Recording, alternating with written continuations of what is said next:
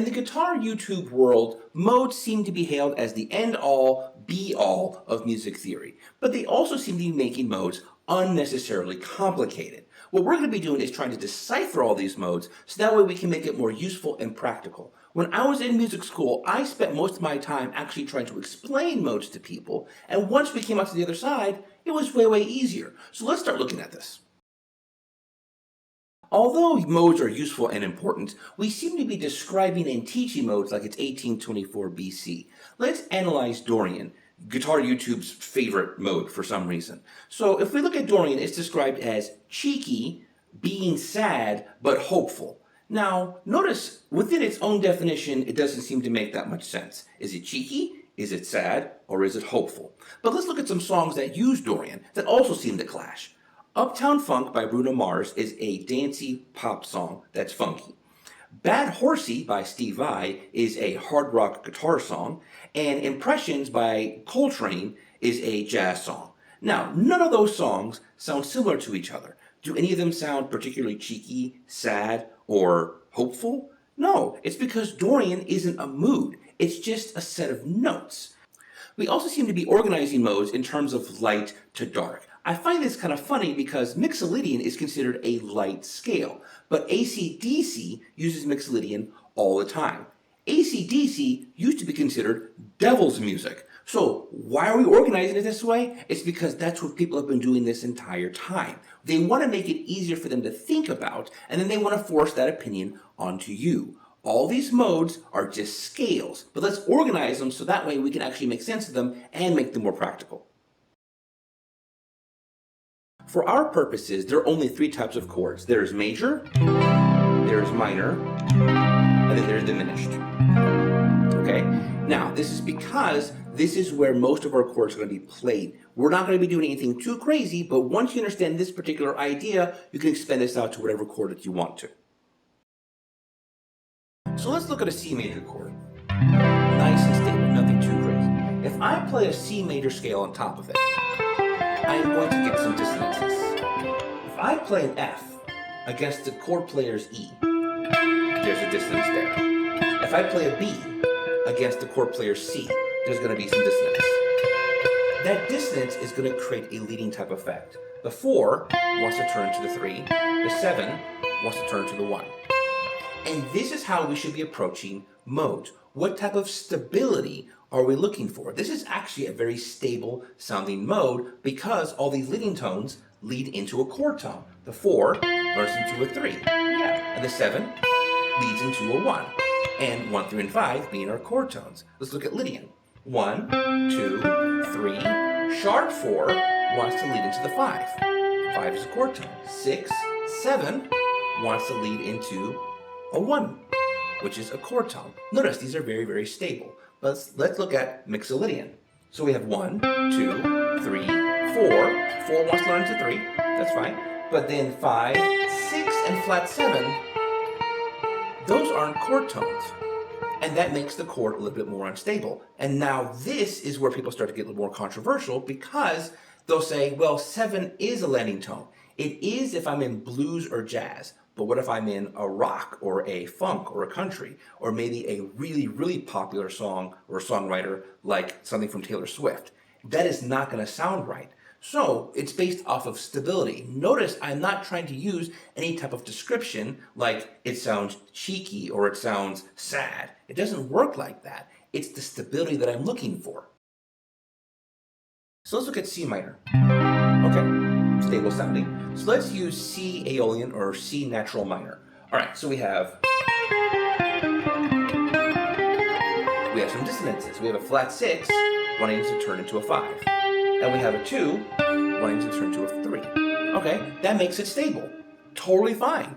Notice I'm not trying to make it sound like it's something that it's not. Just because it says minor does not mean it is sad. It's whatever I want it to be. If I'm trying to make a happy song, maybe I can use minor in different inversions. Maybe I can get away with this and sound cool. Who knows? But I'm not giving it a description. I'm looking at its stability. Let's look at Phrygian. So we have the same thing happen here. Oh, the flat 2 wants to turn into the 1. And the flat 6 wants to turn to the 5. Still very stable. That one's used in metal and flamenco. Are you telling me that flamenco is extremely angry and wants to punch people in the face? People love flamenco around the world, but it's however we use the scale for our own purposes. So that leads us to Locrian. So now we have a diminished chord. Notice it sounds unstable. I don't sound finished yet. So let's say end a song with a diminished chord.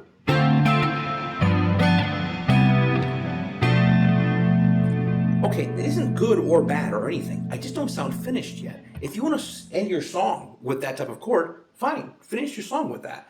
But it's just unstable. That makes Locrian itself unstable. Now I can already hear the comment section, what about this song that's in Locrian?